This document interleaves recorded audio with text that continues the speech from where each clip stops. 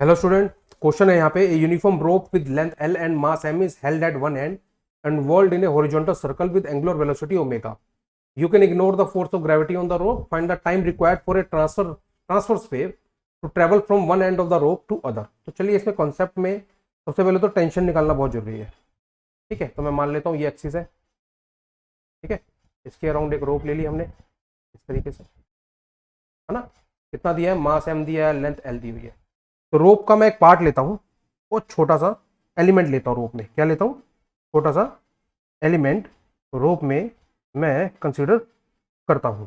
कहां पे लूंगा? ये ले लेते हैं यहां से। ठीक है, और यहां से मैं इसका डिस्टेंस एक्सिस से का जो लोकेशन है वो एक्स ले लेता हूं और इसकी जो विड्थ है वो मैं डी एक्स ले लेता हूं। छोटा सा एलिमेंट लेना होता है, मैंने बड़ा इसलिए बनाया ताकि डायग्राम क्लियर है आपको। अब यहाँ पे जो टेंशन है मैं कंसीडर करता हूँ, इस तरफ टेंशन टी लग रही है और इस तरफ tension T plus D T लग रही है ना, जो भी डिफरेंस है। यानी कि दोनों एंड में, एलिमेंट के दोनों एंड में टेंशन का कुछ क्या है? डिफरेंस है। बात क्लियर है? तो नेट टेंशन कितनी लग रही है सेंटर की तरफ? सेंटर की तरफ जो नेट टेंशन लगेगी इस एलिमेंट पे वो लगेगी T minus T plus D T, and that should be equal to centripetal force, है ना। वो क्या होगा? ये किसके बराबर होनी चाहिए? सेंटीपिटल फोर्स, क्योंकि ये सारे के सारे जो आपकी जो ये रोप है ना, रोप लिया है, रोड लिया है, रोप है, सेम चीज है ना, कोई फर्क नहीं पड़ता। ये इस तरीके से इस एक्सिस के राउंड, है ना, ओमेगा से रोटेट कर रही है। बात क्लियर है? ओमेगा से रोटेशन हो रही है। तो this is equal to, this is what, this is equal to, इस एलिमेंट का मास कितना होगा? ये बहुत अच्छा क्वेश्चन है, डीएम ले लेते हैं उसको। वो क्या होगा? मास per unit length into dx. तो यहाँ पे जो आएगा डीएम, देखो कोई भी, आप एक बिल्कुल सिंपल कॉन्सेप्ट है, सर्कुलर मोशन में कोई भी अगर पार्टिकल है मास एम का, उसको सेंटर की तरफ कितना सेंटीमीटर फोर्स लगता है? अगर मैं ओमेगा की फॉर्म में, एंगुलर वेलोसिटी की फॉर्म में देखो तो होगा M into R into omega square, यही लेते हैं हम। ठीक है, तो वही कॉन्सेप्ट मैं यहाँ पे लगाने वाला हूँ। तो मास इस एलिमेंट का डीएम ले लिया, इंटू कितने, इसका कितने रेडियस में रोटेट कर रही होगी,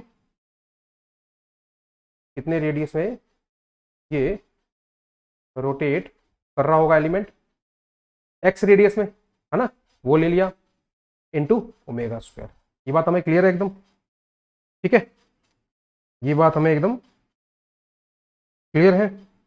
तो चलिए आगे बढ़ते हैं। अब क्या करना है हमें? सॉल्व करते हैं। तो यह आ जाएगा minus D T equal to, DM की वैल्यू पुट करते हैं, M upon L into D X into X into omega square.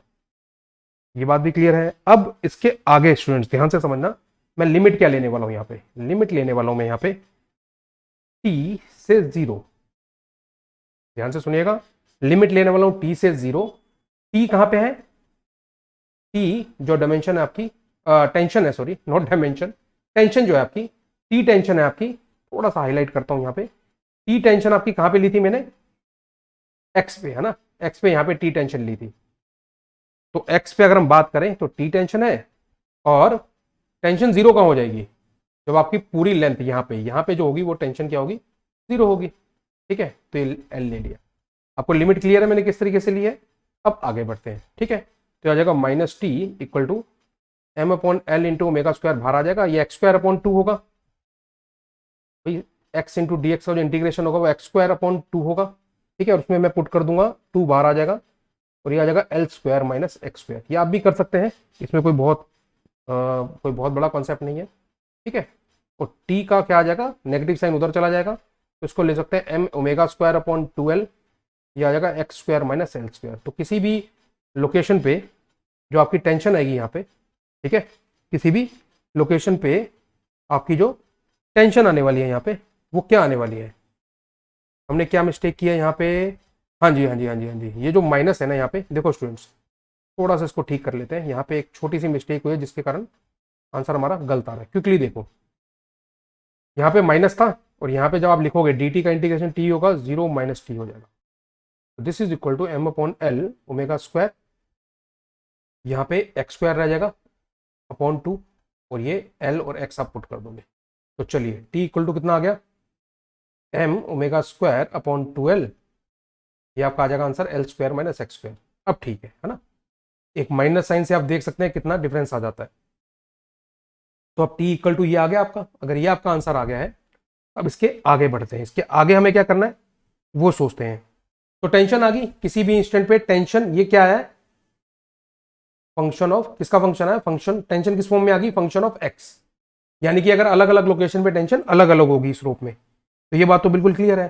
तो अब अगर मैं वेव की वेलोसिटी की बात करता हूं, है ना, ट्रांसवर्स वेव जो है, जो रोप के एक एंड से दूसरे एंड जाएगी, तो उसका हम रिलेशन ऑलरेडी जानते हैं, tension divided by mu, that is mass per unit length, यही होता है हमारा।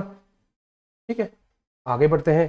टेंशन का फॉर्मूला हम ऑलरेडी निकाल चुके हैं, किसी भी एक्स लोकेशन पे, तो एम ओमेगा स्क्वायर अपॉन 12 या जगह L square minus x square divided by mu, mu कितना होता है, मास पर यूनिट लेंथ, ये सब अंडर रूट में ही आ रहा है। ठीक है, तो क्या क्या कैंसिल आउट हो जाएगा, एल से एल कैंसिल आउट हो जाएगा, एम से एम कैंसिल आउट हो जाएगा, इसका क्या आंसर आएगा आगे आपका, ये ओमेगा बाहर आ जाएगा, ये आ जाएगा अंदर L square minus x square divided by 2। यहां तक पहुंच गए हम। अब वी बेसिकली क्या होता है, rate of change of X, तो मैं ऐसे भी तो लिख सकता हूं D X upon D T equal to omega under root L square minus x square divided by 2। इस तरीके से भी हम कर सकते हैं। ठीक है, अब रीअरेंज करते हैं, तो ये आ जाएगा आपका √2 divided by l square minus x square omega d x equal to d t आ जाएगा। बात क्लियर है। अब टाइम कितना लगा, एक एंड, रोप के एक एंड से दूसरे एंड तक मैं मानता हूं टाइम लगा स्मॉल टी, तो 0 से स्मॉल टी इसकी इंटीग्रेशन होगी, जो लिमिट ले ली हमने यहाँ पे, इंटीग्रल लिमिट जो ली है 0 से टी ली है, और एक्स की कहां से कहां तक होगी, बिल्कुल सिंपल सा कॉन्सेप्ट है, एक्स की होगी 0 से एल। चलिए अब इसको सॉल्व करना है, √2 अपॉन ओमेगा आ जाएगा यहाँ पे। ठीक है, √2 अपॉन ओमेगा आ गया। ये जो इंटीग्रेशन है ये ऑलरेडी गिवन है यहाँ पे क्वेश्चन में, देखो मार्क कर रहा हूं मैं, ये ऑलरेडी इंटीग्रेशन गिवन है, dx अपॉन अंडर रूट ए स्क्वायर माइनस एक्स स्क्वायर की इंटीग्रेशन गिवन है। तो यानी कि इसका इंटीग्रेशन कितना हो जाएगा, वो इंटीग्रेशन जो आने वाला है वो आएगा sine inverse x by l आ जाएगा। ये बात क्लियर है, sine inverse x by l आ जाएगा, और लिमिट आ जाएगी एल से 0। यहाँ पे करोगे तो ये आ जाएगा t माइनस 0। चलिए अब आगे बढ़ते हैं, ये आ जाएगा √2 अपॉन ओमेगा, और यहाँ पे वैल्यू बहुत अच्छी है, अगर एल पुट करोगे तो साइन इनवर्स 1 आ जाएगा, वो कितना होगा, ध्यान से देखिएगा, पहले एल लिमिट पुट करूंगा मैं, तो आ जाएगा साइन इनवर्स, लिख देता हूं यहाँ पे, sine inverse L by L यानी 1 minus sine inverse 0, this is equal to T. और यहां से हमारा टी का आंसर क्या निकलेगा, हमारा टी का आंसर निकलेगा √2 अपॉन ओमेगा पाई बाय 2, तो कितना आ जाएगा पाई अपॉन √2 ओमेगा।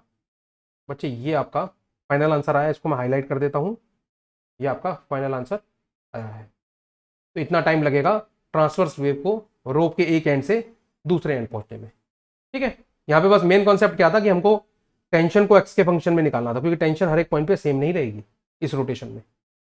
तो जब ये निकाल लिया तो उसके बाद तो प्रोसीजर एकदम वही है जो हम जनरली वेव के चैप्टर में मोस्ट ऑफ द न्यूमेरिकल्स में कर रहे हैं, इस टाइप के न्यूमेरिकल्स में कर रहे हैं। तो I hope I have answered your question.